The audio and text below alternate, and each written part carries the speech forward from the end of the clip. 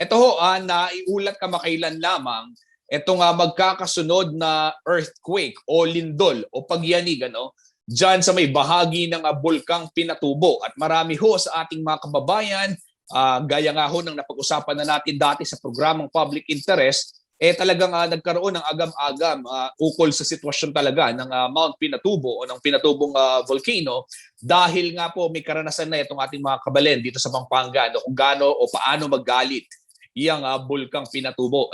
At ito po paglilinaw para dun sa mga nagsasabi o dun sa mga nagtataka o yung mga nagpapakalat na anytime merong pwedeng mangyari, kailangang mabahala. Paglilinaw po ng PHIVOLCS, wala pong dapat ikabahala at hindi po sasabog. Walang nakikitang imminent danger itong PHIVOLCS kaugnay po nitong mga pagyanig na to. Walang nakikitang agarang pagsabog. Basahin ho natin itong mismong sinabi ng PHIVOLCS kaugnay po niyan. Ito, date May 20.